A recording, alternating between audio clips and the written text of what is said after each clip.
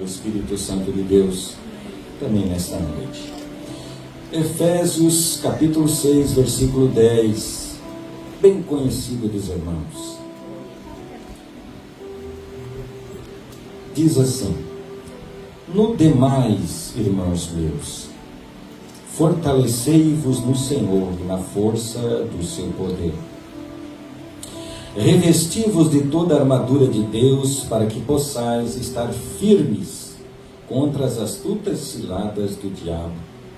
Porque nós não temos que lutar contra carne e sangue, mas sim contra os principados, contra as potestades, contra os príncipes das trevas desse século, contra as hostes espirituais da maldade nos lugares celestes.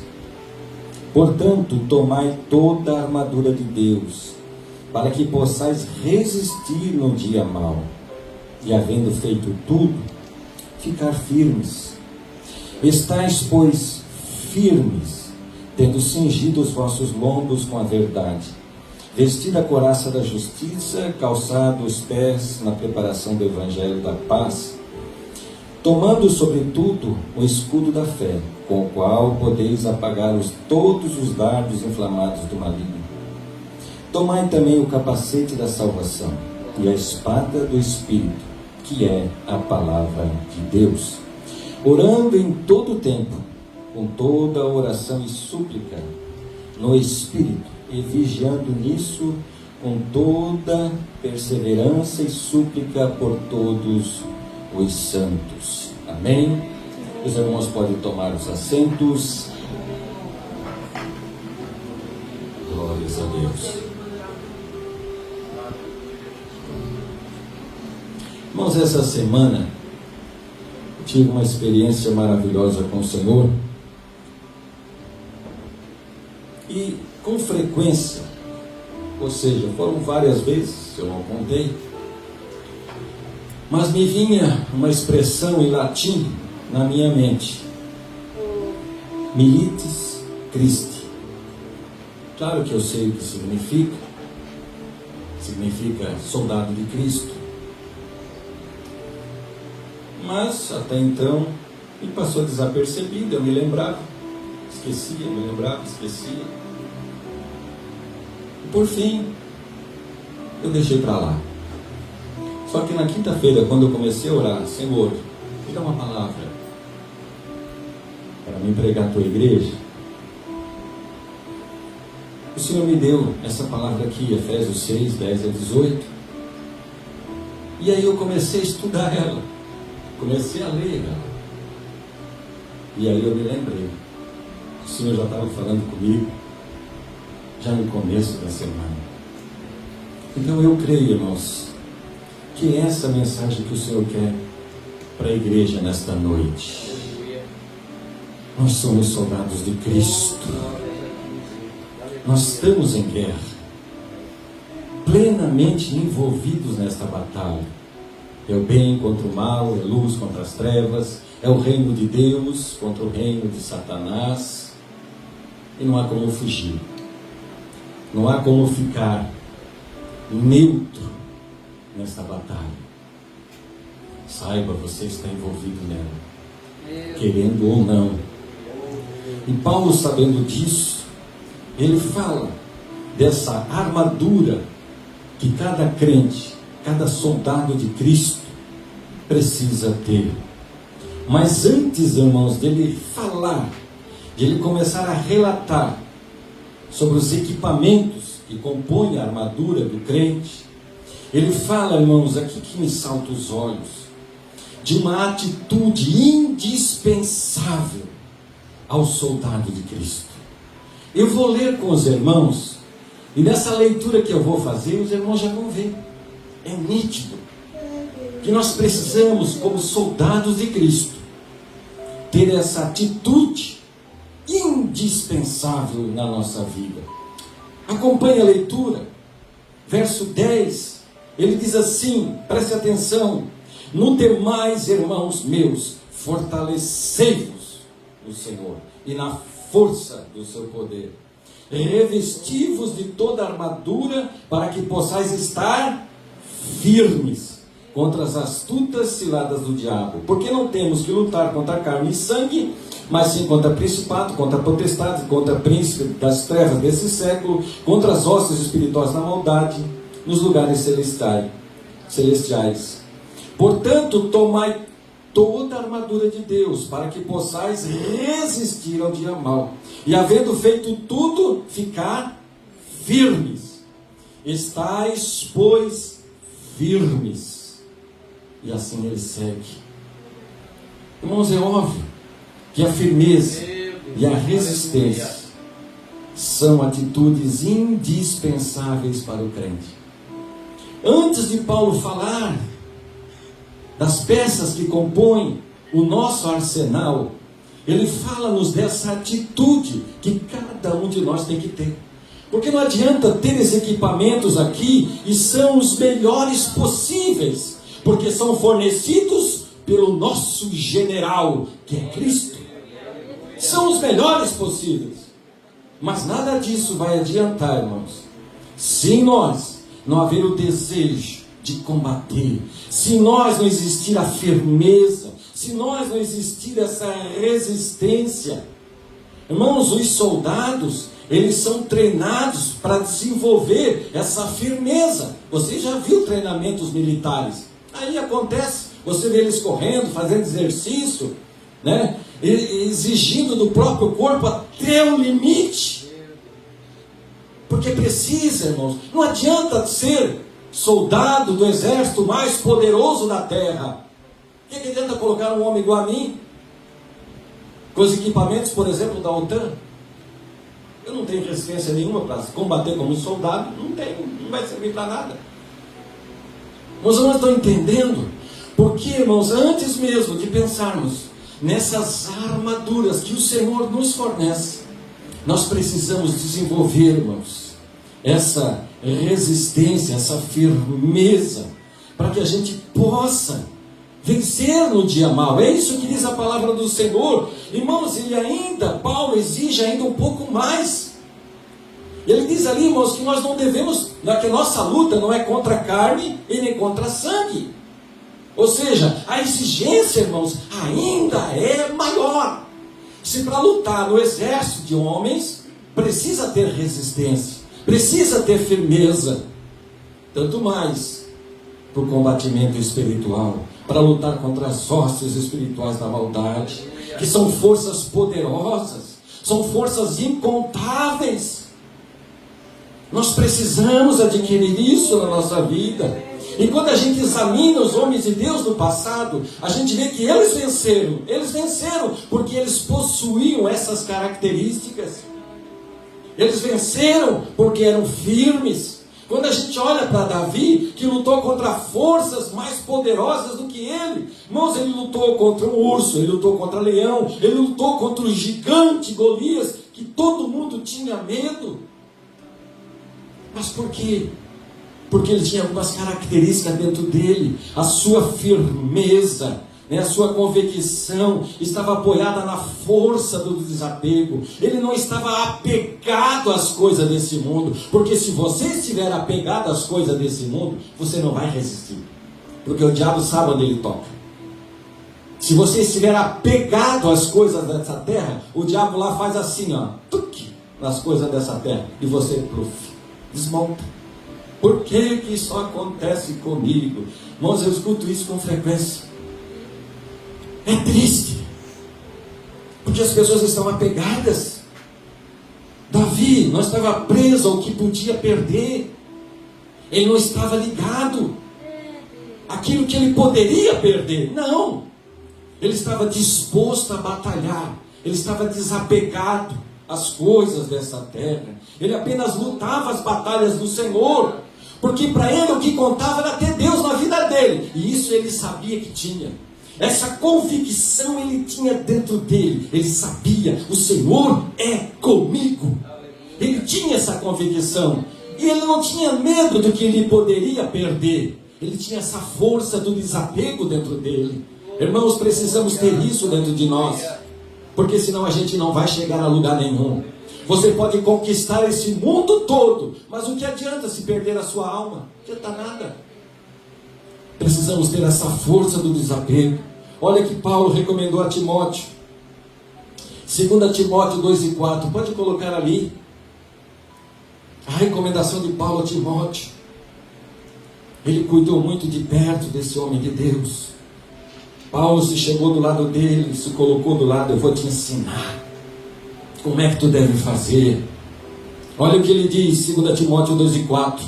Ninguém que milita se embaraça com os negócios dessa vida, a fim de agradar àquele que o alistou para a guerra.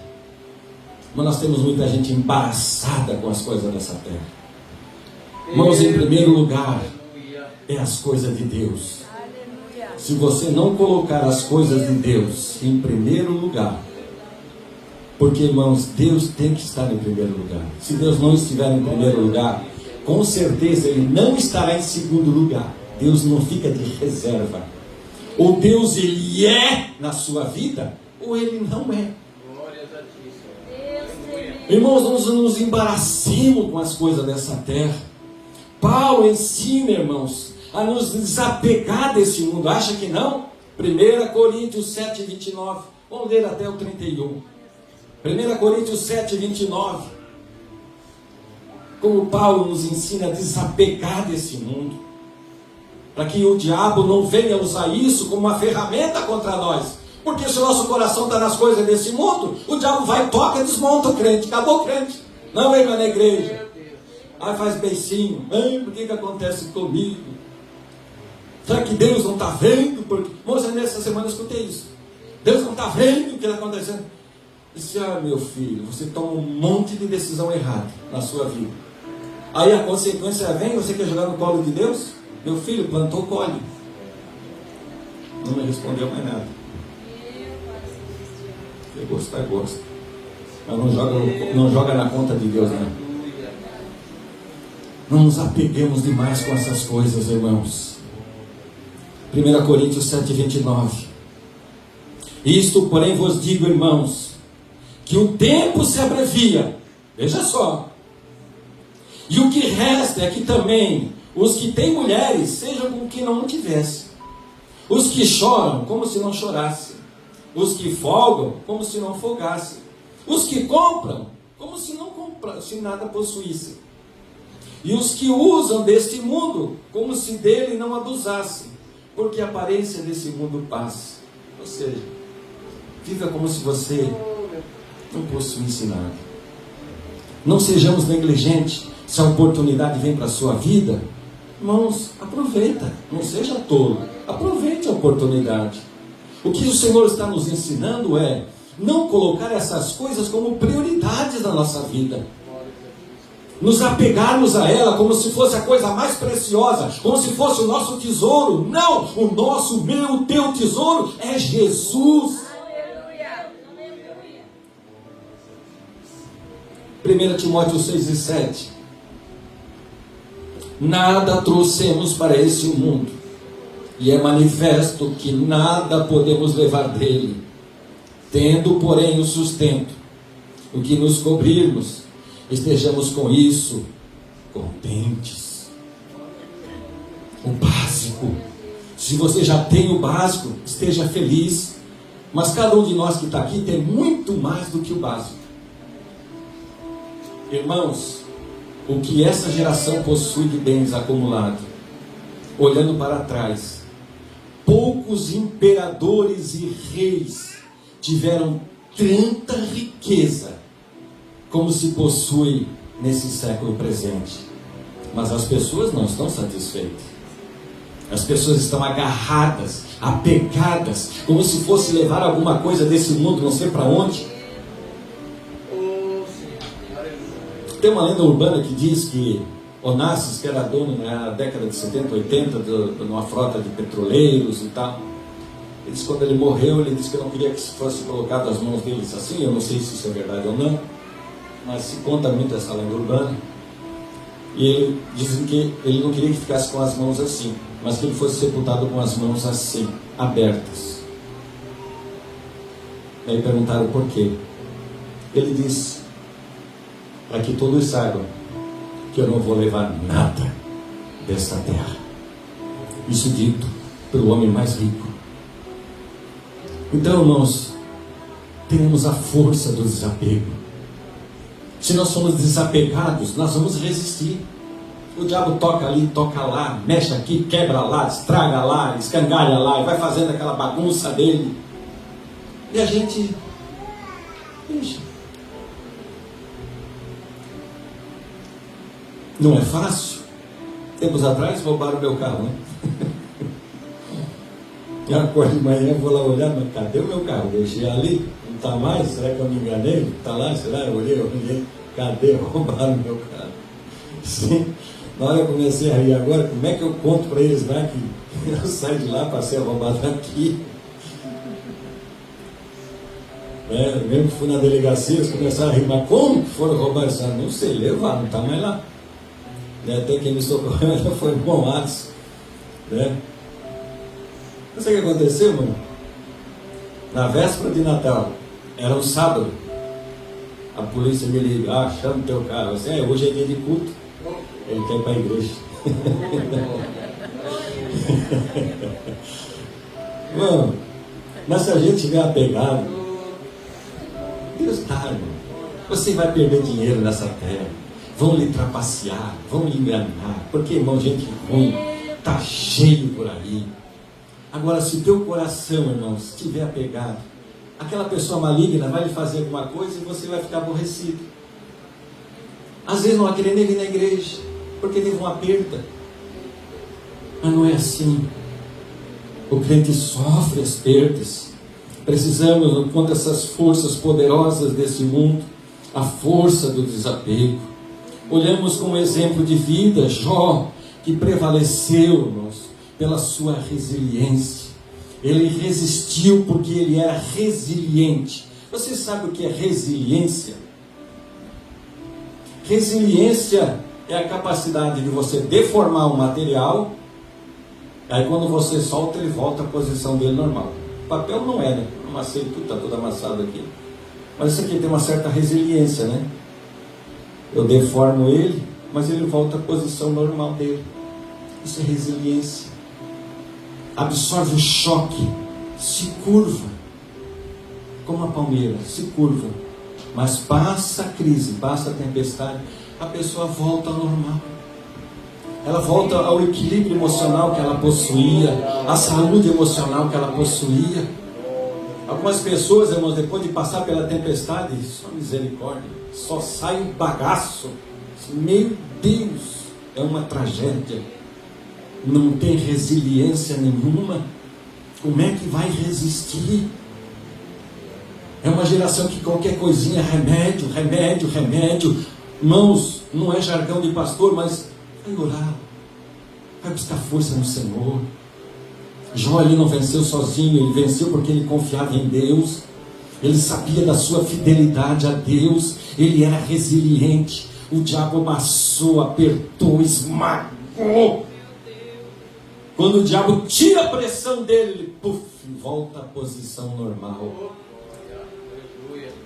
Irmãos, e foi melhor, porque ele não só voltou à posição que ele tinha, mas ele voltou melhor, ele voltou fortalecido. É isso que nos ensina o livro de Jó, é a resiliência dele, porque depois o Senhor deu a ele em dobro. Ele passou pela crise, ele chorou, ele se curvou, ele se envergou com a crise. Passando a crise, o diabo tira a mão, ele voltou à mesma condição de antes. E não só isso, ele voltou melhor, porque ele teve experiências profundas com Deus. É essa resiliência que nós precisamos ter. Se nós não tivermos essa capacidade de absorver o impacto do nosso inimigo, e depois, irmãos, ainda que dói, a pessoa geme, mas passa a crise, ela se levanta. Sabe como é que o exército do Vietnã, um país de terceiro mundo, venceu o país mais poderoso que já existiu na Terra? Não é o mais poderoso hoje, é o mais poderoso que já existiu em toda a história da Terra, os Estados Unidos. Sabe como? Resiliência. Os Estados Unidos lá destruía a ponte, No outro dia eles construíam. Eles estragavam a estrada. No outro dia eles construíam a estrada. Destruía lá, eles reconstruíam de novo. E não, irmãos, a guerra durou mais de 10 anos, ia durar 100. Eles nunca iam chegar a lugar nenhum, sabe por quê? Resiliência. Não é força bruta, não é poder bélico, é resiliência. Nós vamos resistir ao nosso adversário se nós somos resilientes, irmão. Senão é perda de tempo. É só uma questão de tempo para ver a pessoa sem força, destruída e às vezes tomando remédio para o resto da vida. Irmão, Jacó, um exemplo maravilhoso de alguém que resistiu. E olha que ele resistiu, irmãos. O anjo do Senhor. E os teólogos dizem que esse anjo do Senhor não era outro senão o próprio Jesus. Os teólogos dizem que Jacó lutou com o próprio Jesus, numa teofania, numa manifestação de Jesus. Antes mesmo ele ter descido na terra. Ali era o anjo do Senhor, ele luta. E ele lutou a noite toda. Está lá Gênesis 32 e 24, diz assim: Jacó, porém, ficou só. E lutou com ele um homem, até que a alva subiu. A noite toda. O que ele foi fazer, irmãos? Ele passa o vale de Jaboque, ele vai orar. Só que quando ele chega lá e começa a lutar, ele começa a orar, aparece um homem e se gruda. E ele passa a noite toda lutando com aquele homem. Ele sabia que aquele homem era diferente. Ele percebeu que não se tratava de um homem comum, mas um anjo do Senhor, um ser espiritual. E ali, irmãos, ele ficou só. Ali ele não tinha mais o seu pai, Isaac. Ô pai, me dá uma mão aí. Que o pai dele era um homem de Deus. Também o avô, Abraão, o pai da fé, também não estava ali. Era ele e Deus. Não adianta. Cada um de nós, irmãos, tem que ter a nossa própria experiência. Você não vai subir tendo as experiências do seu pai, da sua mãe, do seu avô. Não, é você e Deus. E às vezes Deus nos leva, e Deus pode levar a um lugar em que você venha ficar sozinho, só você e Ele, numa luta, num combatimento, para que você tenha as tuas próprias experiências transformadoras. Mas é claro, irmãos, que a gente olhando para toda a história de uma maneira geral, a gente percebe que não é que Jacó sabia bem. Ele não sabia. Deus foi pegando ele e foi dirigindo. Porque a gente percebe que ele tentou dar o jeitinho dele. Ele sempre dava o jeitinho. Ele era aquela pessoa, era esperta, né? Ele era uma pessoa astuciosa. Ele dava sempre o jeitinho dele. E aí ele tentou. Primeiro mandou mensageiros a Esaú, numa missão de paz. É claro, irmãos, que ele mandou mensageiros para negociar algum tipo de paz, de trégua. O irmão dele respondeu, sabe como? Espera, eu vou recolher 400 homens e vou contra o meu irmão. O mensageiro tornou de volta: olha, o teu irmão está vindo aí, mas não vem só não. Ele vem com 400 homens de guerra. Não adiantou. Aí o que ele faz? Pega a família dele, toda a família dele, divide em 2 grupos, divide em partes iguais, um grupo para um lado, um grupo para o outro, divide os animais também. Ele pensou: se por acaso meu irmão atacar um grupo, pelo menos o outro consegue escapar, consegue dar um jeito. E aí não só isso, ele mandou 3 levas de presente ao seu irmão. Ele estava tentando, com a astúcia que ele tinha, com o jeito que ele possuía, ele estava tentando de algum modo alcançar o coração do irmão dele e negociar algum tipo de paz, porque não havia paz entre Esaú e Jacó. Não existia. Gênesis 32 e 14, irmãos, olha o presentinho que ele mandou para o irmão dele. Foram 3 levas desse presente: 200 cabras, 20 bodes, 200 ovelhas, 20 carneiros, 30 camelas de leite com as suas crias, 40 vacas, 10 novilhas, 20 jumentos, 10 jumentinhos. Olha que presente. Ele foram 3 levas desse. Sabe o que aconteceu? Não adiantou nada, não resolveu nada, porque o irmão continuava vindo. E aí, irmãos, se esgotou-se os recursos humanos, toda a astúcia dele terminou. Ele disse: agora não há mais nada a fazer. E aí ele se lembrou do seu pai, do seu avô, homens de Deus. E agora ele vai buscar o Senhor. Ele passa o val de Jaboque. O val, irmãos, era um lugar onde o rio era mais raso, né? E dava para fazer a travessia, fazer a passagem. Ele procurou aquele lugar que era mais raso. Ele atravessa o val.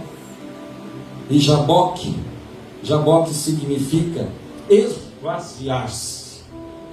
E tudo tem um simbolismo aqui, irmãos, nada por acaso. Então Jacó, ele se esvazia de si mesmo. Ele se esvazia da sua natureza, né? Da sua astúcia, da sua sabedoria, da sua destreza em manipular as pessoas. Ele se esvazia, ele passa o val e ele vai orar. E ali ele começa a lutar.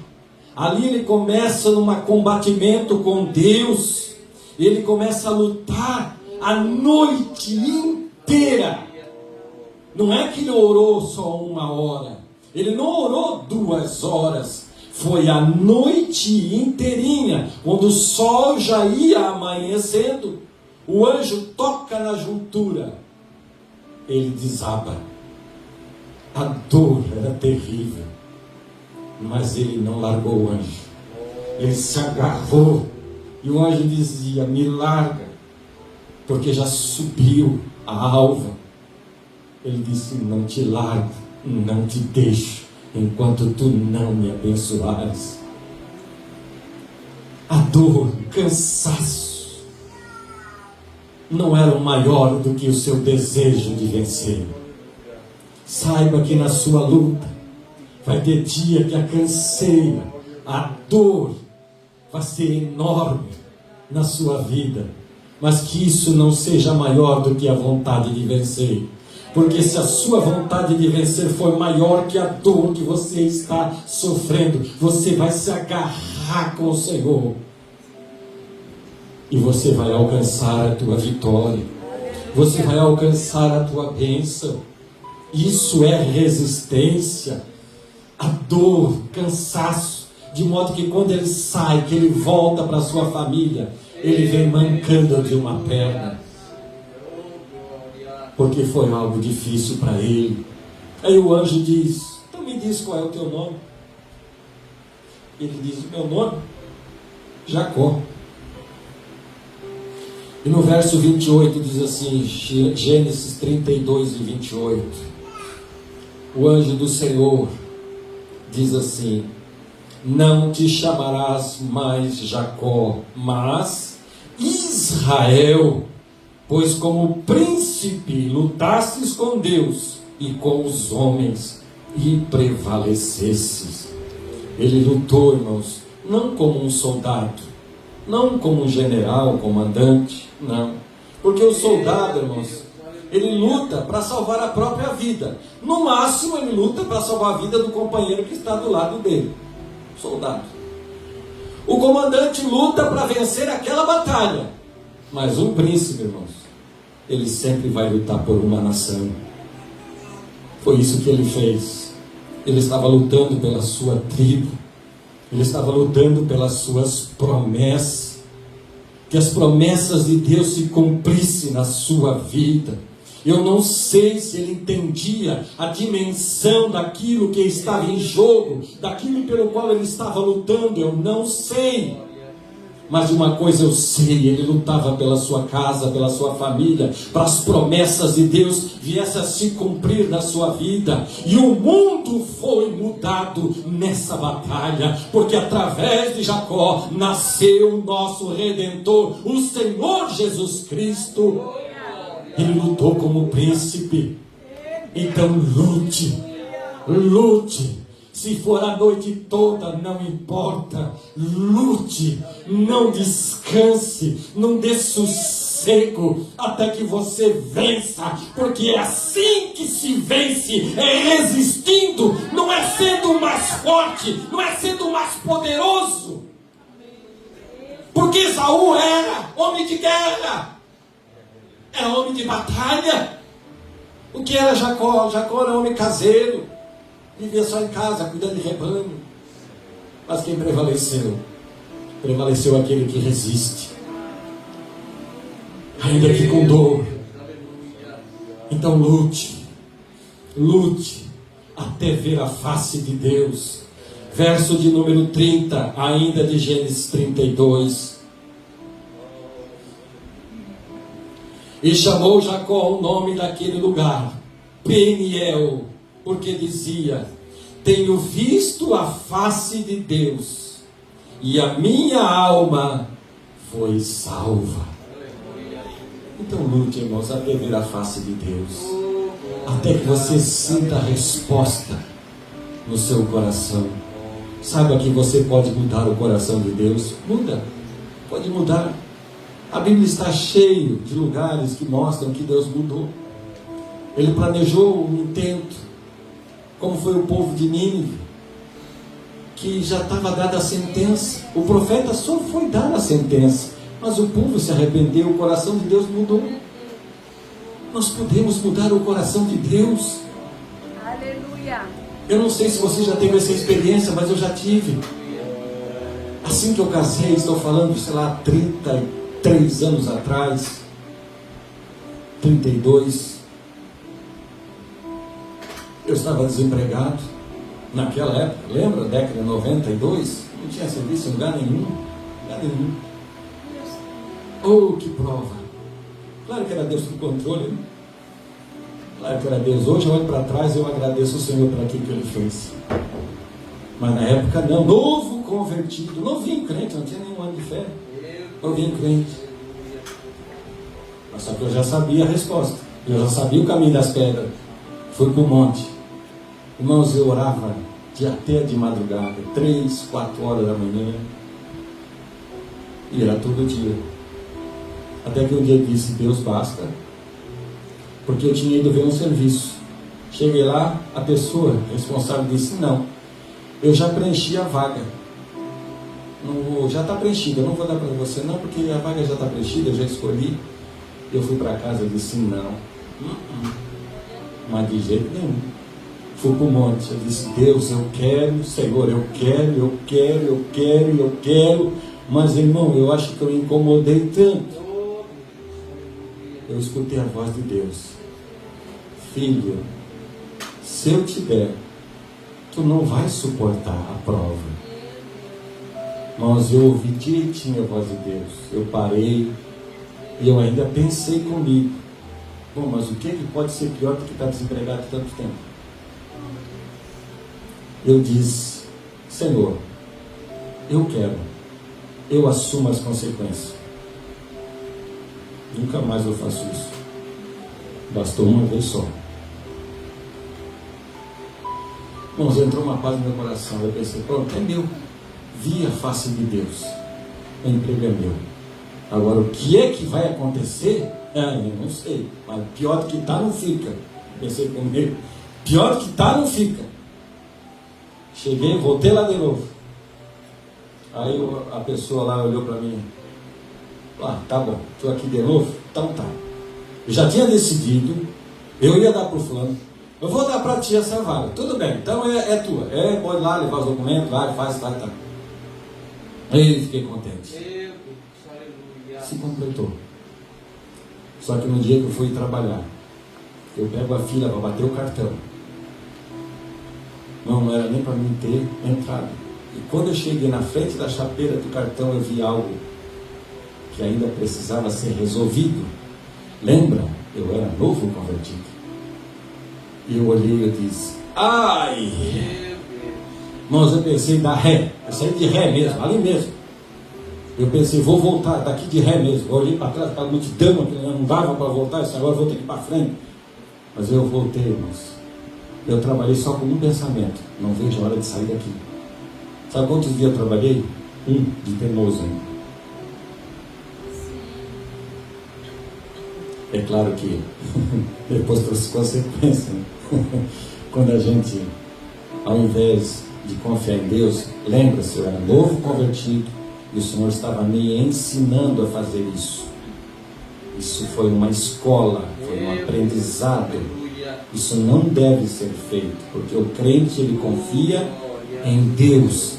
E quando Deus diz não, saiba que há sempre um bom motivo. Deus, ele é Pai. Já falamos disso no sábado passado. Deus é o nosso Pai. Ele cuida de nós. Mas nós podemos mudar o coração de Deus na oração. Então busque. Irmãos, o choro, irmãos, pode durar uma noite. Salmo 30, verso 5. Salmo 30, verso 5. Porque a sua ira dura só um momento, no seu favor está a vida. O choro pode durar uma noite, mas a alegria vem pela manhã. A alegria vem. Nós precisamos apenas resistir. Está escuro. Estás cansado, cansada, afadigado. Parece que não tem uma saída, mas já está amanhecendo. A luz já está raiando sobre a sua vida. Coloca nas mãos do Senhor. Resista, resista. Ainda que a batalha é cruel, ninguém disse que não é. Ninguém está dizendo que seria fácil. Olha o que Paulo escreveu a Timóteo, 2 Timóteo 2 e 3. Sobre os combatimentos do crente, sobre as batalhas que eu e você, nós vivenciamos. 2 Timóteo 2 e 3 diz assim: sofre, pois, comigo as aflições, como um bom soldado de Cristo. Claro que Paulo encarava a jornada cristã como uma grande batalha espiritual. Paulo está dizendo: Timóteo, sofre comigo as aflições, sofre os golpes do inimigo, os cortes, as batidas que ele dá, sofre as dores, o cansaço, a fadiga, sofre, mas sofre como um bom soldado. Mas essa geração que está presa no hedonismo, só quer se dar bem. E aí quando as coisas não dão bem, quando as coisas não acontecem da maneira certa, chora, reclama, não quer mais vir na igreja, larga de tudo, não quer mais orar, não quer fazer mais nada, entrega tudo. Como às vezes, de vez em quando eu escuto alguém dizendo: eu não vou fazer mais nada porque não adianta. Que é isso? Que resiliência é essa? Chega uma prova, chega a luta, chega a dificuldade e o crente simplesmente diz: não vou fazer mais nada. Está fazendo a vontade de Deus ou do diabo? É forte, mas é isso. Nós estamos aqui para fazer a vontade de Deus, não do diabo. O diabo quer nos parar, mas não vai parar de forma nenhuma. Devemos, irmãos, sofrer os golpes, os cortes, as feridas, incompreensões, maus tratos. Isso vai acontecer, irmãos, aos montes. Lembra da onde a gente está? A gente está num campo de guerra, não é um parque de diversão. Eu sei que muita gente está ensinando: maravilha, maravilha. Não é parque de diversão, é campo de batalha. Vai ter contusão, machucado, cortes, feridas, maltrato, de todo tipo, de tudo o inimigo vai agir contra nós, para nos parar. Mas a recomendação de Paulo é: sofre as aflições como um bom soldado de Cristo. Seja resiliente. Resista. Custe o que custar. Não entregue. Não negocie aquilo que Deus te deu. Como Nabote. Pode matar, mas não negocie. É a herança do Senhor. Não negocio, não troco, não vendo, não negocio. Se tiver que pagar o preço máximo, paga o preço final, mas não retrocede. Mantenha-se firme, constante na presença do Senhor, porque é assim que o crente vai vencer. Irmãos, são 8:50. Na terça-feira eu continuo a mensagem. Na terça-feira eu continuo essa mensagem. Nós falaremos sobre as armaduras, as peças da armadura. Mas acima, irmãos, o mais importante do que possuir um bom equipamento é ser resiliente, é ter resistência, é saber lutar até o fim, custe o que custar. Nós vamos colocar de pé nesse momento.